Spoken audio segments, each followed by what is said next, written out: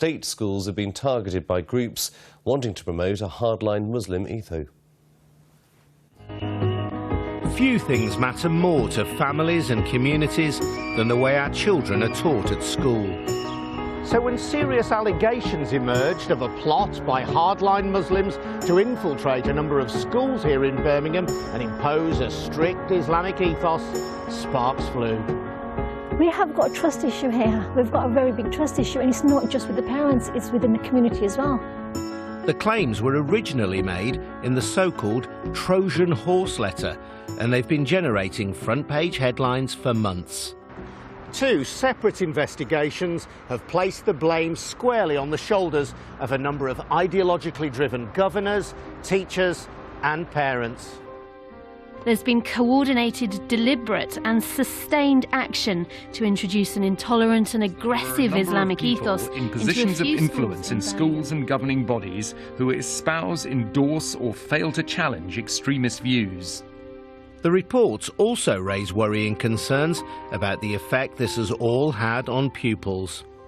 It's very important that we give children a broad and diverse education, because the society into which we are bringing them into is also very broad and diverse. The education authorities that are supposed to be supervising our schools stand accused of failing to do their jobs, and it raises a worrying question. Could this sort of thing be going on undetected in other schools across the Midlands and the rest of the country? Whole governing bodies have been sacked, and schools once rated outstanding are now branded inadequate. It's prompted some in the Muslim community to denounce the whole thing as a government-inspired witch hunt. It's just going to serve to alienate the Muslim community even further in Britain. In the week that schools return from the summer break, parents, teachers, governors, faith leaders, politicians and academics have tonight gathered for a Midlands Today special debate.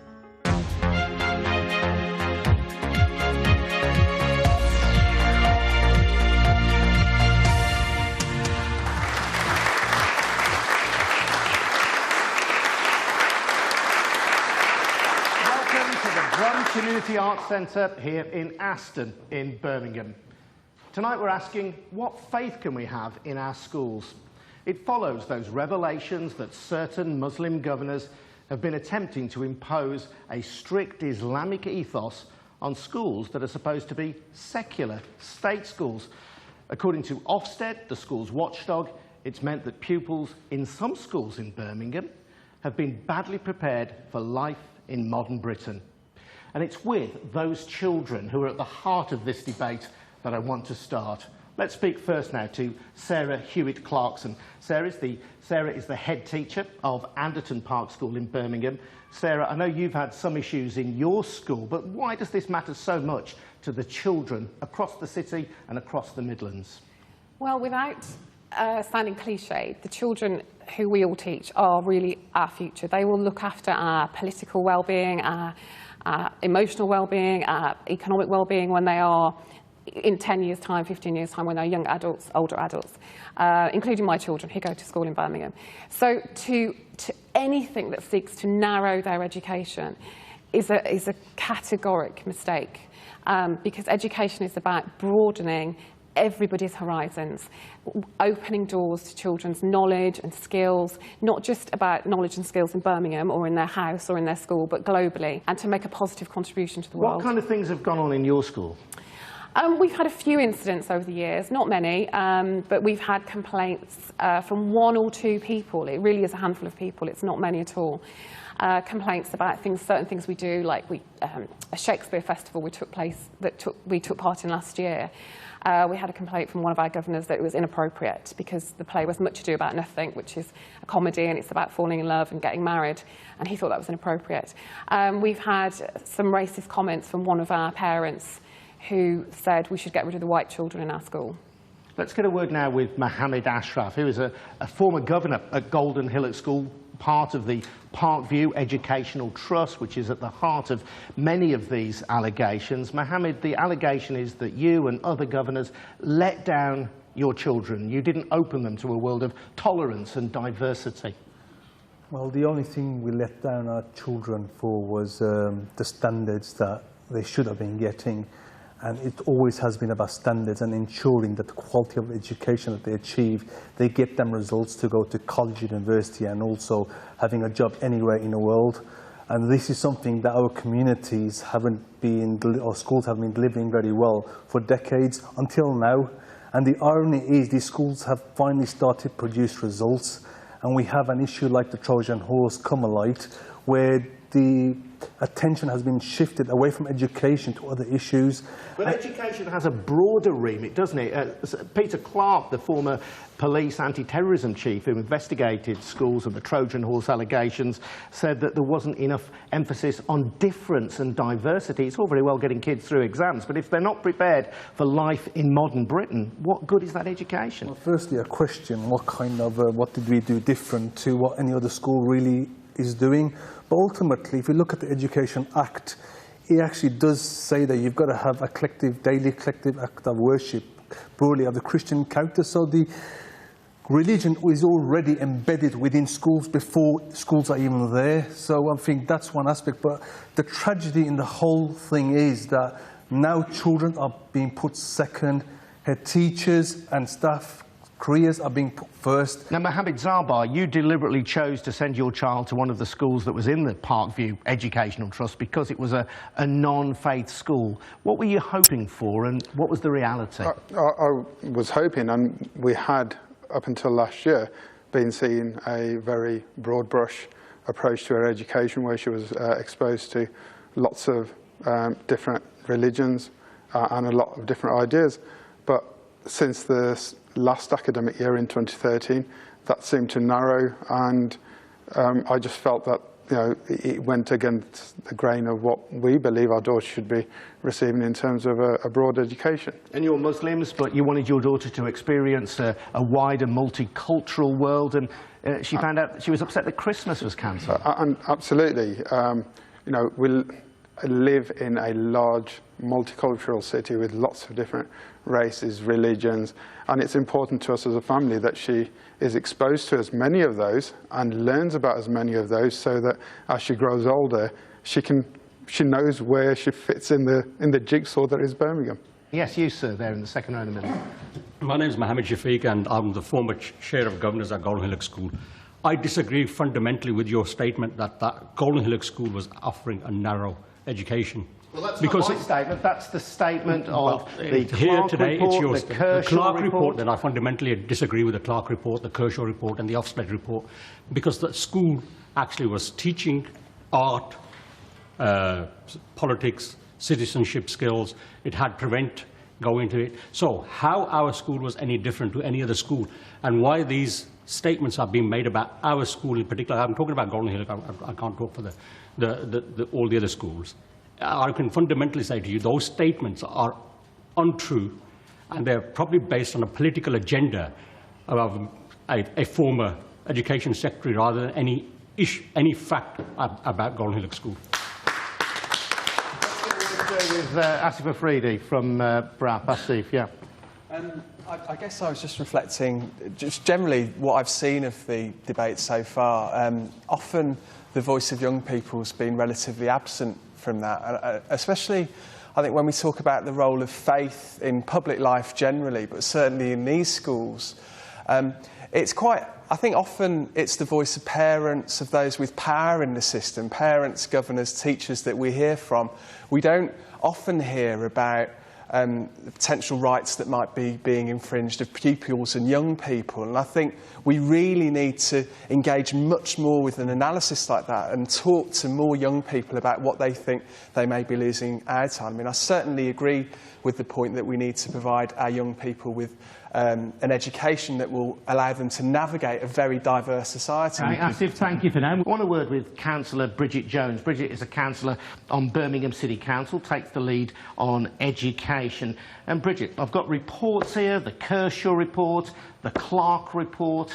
They say that Birmingham City Council knew over a period of many years about these allegations and did nothing about them. Why not? What happened at the council, as the three different reports conclude, is that different people in the council had different pieces of the jigsaw, different bits of information about schools. They weren't sharing it. Ofsted had some information, the DfE had some information. None of us put the jigsaw together to see the bigger picture until far too late. But your own report, the report you commissioned by Mr Kershaw, suggested that one of the underlying reasons why no action was taken was this fear of being labelled racist, this fear of being labelled Islamophobic. Do you accept that that was a valid criticism? That culture does appear to have existed in some bits of the council over a large number of years. And as to where that culture's come from, I think it predates even my time on the council. It's something that has grown over time. But I think what's important to remember is here at the council, we fully accepted the recommendations from all of the reports and the criticisms in there.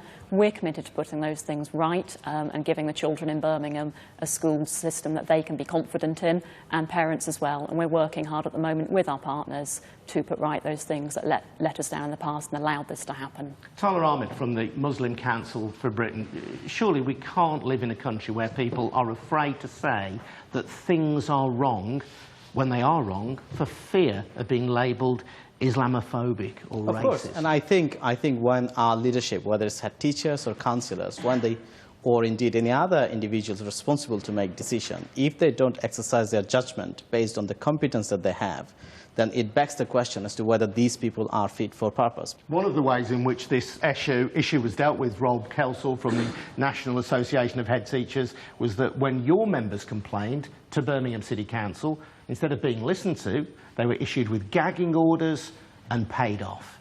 Yes, and we've seen evidence over the last 5 years. Indeed, it's something like 28 head teachers in the city of Birmingham have been moved on via the use of compromise agreements. And effectively, I think what the Trojan Horse allegations have exposed is, in effect, and as Councillor Bridget-Jones said earlier, almost a systemic failure of the agencies, of the local authority, of the DfE, of Ofsted, to actually join up their intelligence and move more swiftly on that. We'll talk more about that. But, Bridget, how can you justify people bringing complaints which appear to have been legitimate, giving them money to go away and then banning them from talking in public? The important thing to remember about compromise agreements, and we have gone back and we've reviewed every single one of the 28 that Rob talks about, and we're doing that in conjunction with the unions at the moment. But the important thing to realise is that those people aren't blocked from coming forward with their concerns. There are clauses in every single one of those agreements that say that people can make a protected disclosure if they need to, and we would certainly expect people to bring forward issues of professional misconduct. And indeed, we've written to those head teachers and asked them to take part in the Kershaw inquiry where possible as well. I know that one of the issues that some critics have raised in relation to this whole Trojan Horse affair is the role of academy schools. Andy Summers is from the National Union of Teachers, and you believe, Andy, that the whole issue here is not really that about Islamist or Islamic radicals, it's about academy schools. Tell me why. Because what we're seeing is the outcome of the changes in legislation that have been brought in to push through the academies and free schools movement. And my union has been saying that it was going to drive a coach and horses, another lot of horses, right through education, because it would take away a lot of the ways in which local authorities in the past have been able to monitor what's going on in their schools. Liam is what's called a superhead, runs a number of academies under the Perry Beach umbrella. Andy is saying the academy system is mired in failure, Liam. You have arguably proved that it can be a success for children in very deprived inner city areas. Adrian, let's remember that none of the schools in the Trojan Horse affair were free schools. That's the first thing to say. Secondly, let's remember that for a number of years now, education has been a broad church, particularly in our city. We have grammar schools, independent schools, we've had grant-maintained schools, local authority schools, academies for a very long time. This is about children. This is about what is best for children and their education. But do you accept, Liam, that the power that you have as a head, which has yielded great success in your academy, can also be a potential flaw when you have people with other, less honourable motives in other schools? I would love it to be purely me, Adrian, but it isn't. I'm part of a bigger team. I'm part of a bigger team. I have a members board, I have directors board. Each of the Perry Beaches schools has a local governing body. I have been, there aren't many heads in the country who have been the head of a maintained local authority school, a head of free schools, and a head of academies like I am, like I have been. And let me tell you, academies and free schools are judged more than any other type of school I've ever been in. For me, we should be looking at what lessons have we learned, and when are we going to say that these issues show that there is something that needs to be looked at far more widely across our schools in this country.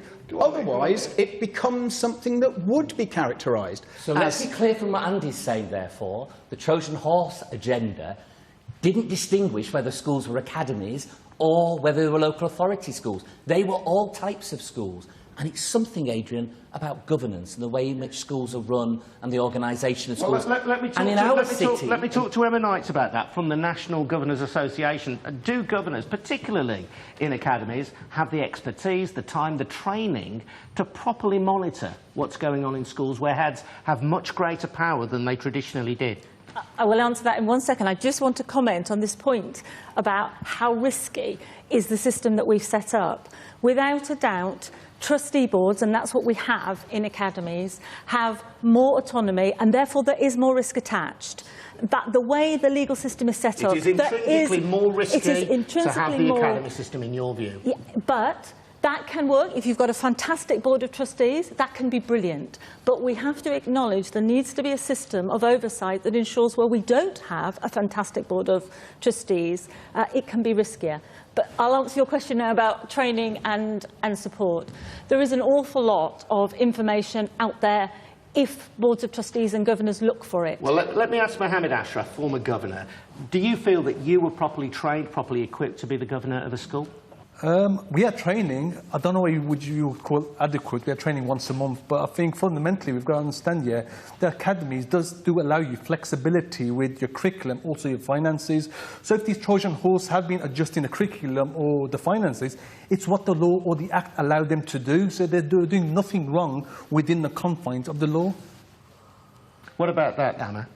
There was some malpractice uncovered in the reports, and although I take the point that was made earlier about some of the differences in the reports, actually the picture across the piece does show some governance malpractice. There were, unfortunately, some people, whether it was simply because they weren't trained or whether it was more willful, who were not acting as we expect trustees and governors to act. I think that is clear, and my organisation has accepted that, and we're putting a call out to governors to say, actually, we have to make sure that we do follow the proper principles of public life. So the key question is then, how can we make sure that this doesn't happen again? That's the key question I think we all want to address in this debate. I want to bring in Kamal Hanif at this point. Now, Kamal is the new chair of the Parkview Education Trust, the trust that was at the heart of many of these allegations, giving his first interview since being appointed. So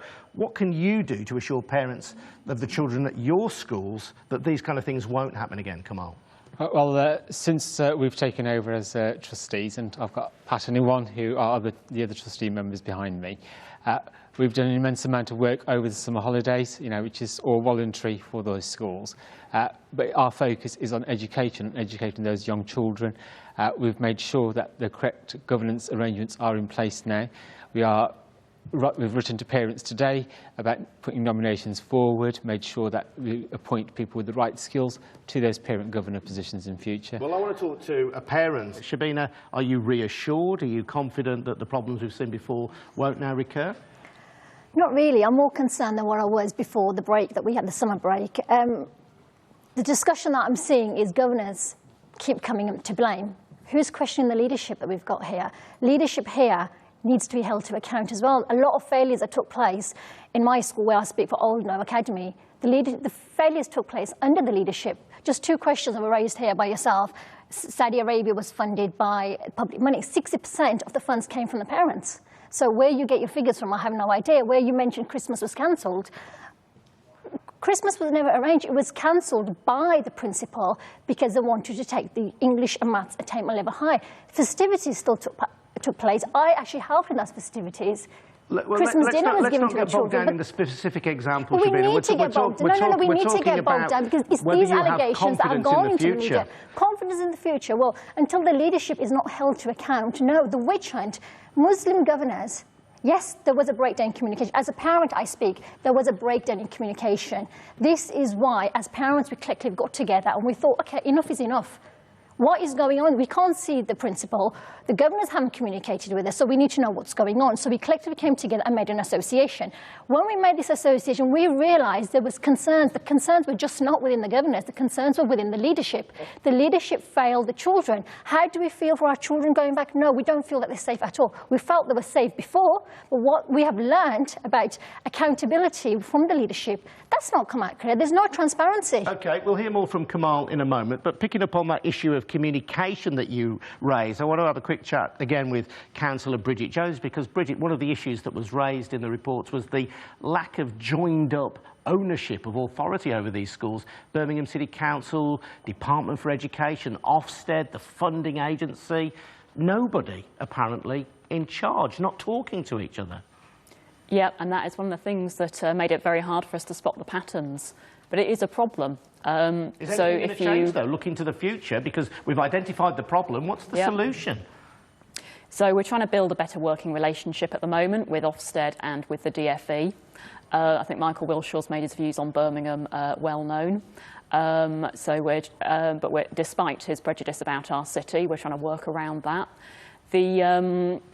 We're working with the DFE at the moment to appoint a joint education commissioner for the city, who will be reporting both to the Chief Executive of the Council and the new Secretary of State, who's going to be looking at the issues across the board, both failings in City Council and issues with the academies in City as well, for which the Secretary of State is responsible for, and bringing everything together to try and fix the systems there. Sarah Hewitt-Clarkson, as a head teacher, do you believe that this new Education Commissioner is going to make any difference? I do, actually, yeah. I think there's been a lot of fog around all of this issue for the last couple of years, however long people have known about this situation. So for me as a head in Birmingham, to have somebody new who has an oversight of, because there are many reports here. There's not just one report, there's many reports. As we've heard tonight, there are many different opinions from many different sets of people.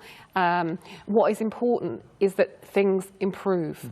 Birmingham is a fantastic city. I'm a Brummie, I was born here, and it really is very hurtful as a Birmingham citizen to see Birmingham constantly put down in the media, and it gives this image that, oh, it's a terrible place to be. Who'd want to be a head teacher in Birmingham? Liam Nolan, I'm just thinking, you've got the Department for Education, you've got Bridget here at Birmingham City Council, you've got Ofsted, you've got the funding agency, now you've got the new Education Commissioner. How on earth do you have time to do your job without answering to all these bosses? In outstanding schools, we get on and create outstanding schools. And Sarah's absolutely right. Birmingham has the largest concentration of national leaders in education in our city.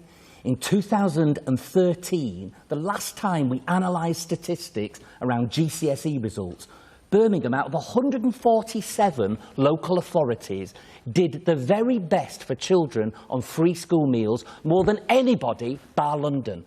Out of 147 local authorities. Let me also say, Adrian, while we're on, in 2012, the #1 school in the UK out of 36,000 schools in Britain, primary, secondary, you know what I'm going to say, was here in Birmingham and was Perry Beaches. The #1 school in the UK sits here in our brilliant city. OK, let's take a few more comments from the audience. Yes, you, sir. Yeah. A lot has been said and done, but what we've got to understand here, a lot of the statements that were made to Ian Kershaw and Peter Clark were not sworn statements. They were allegations, and a lot of the allegations have not been substantiated. As a parent of a child that attends Arno Academy, I find it quite insulting that we've been branded, as Islamists, or there's been, white prostitution, or Christmas has been cancelled. A lot of these parents actually have proof that it wasn't the case. Do you feel that this has stigmatised you, your community and your children unfairly? It has, because at the heart of our community is our schools. We are very happy with the way our school was being governed. A lot of the questions that fellow parents have said is to do with leadership and how leadership has sort of escaped. If you're a Muslim, if you're a governor, if you're a head teacher, but if you're Muslim, you're out. If you're not, you're back in again. Go on, Shabina, yeah. What we need to look at is, you mentioned something, are people going to come and complain now? Do you refer? Are you going to get Muslims wanting to be governors now? Mohammed?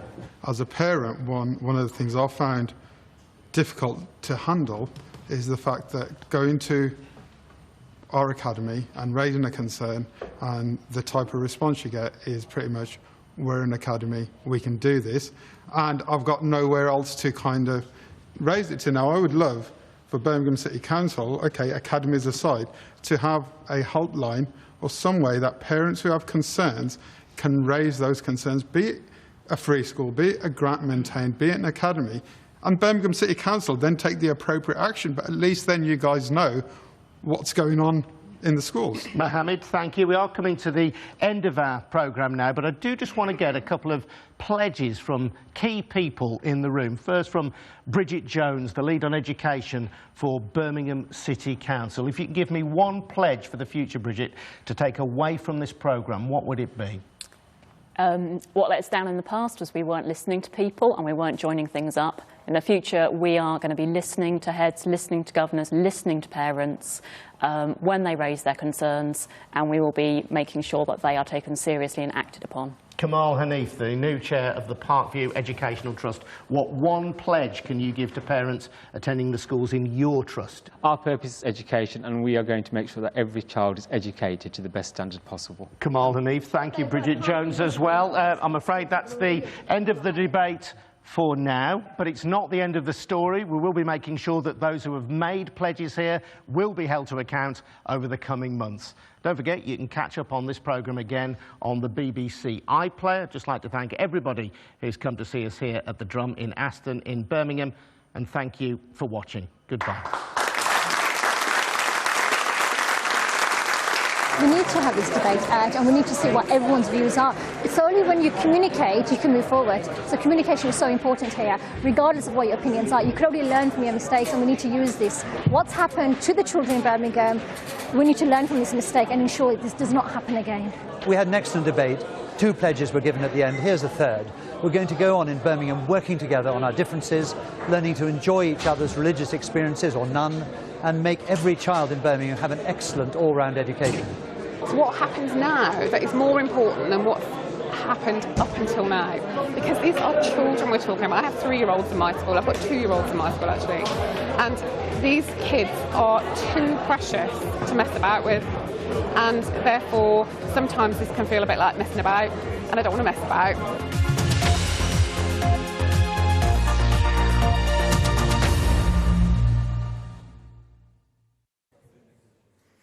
Good evening. Bit of a mixed bag, really, across many parts of the United States.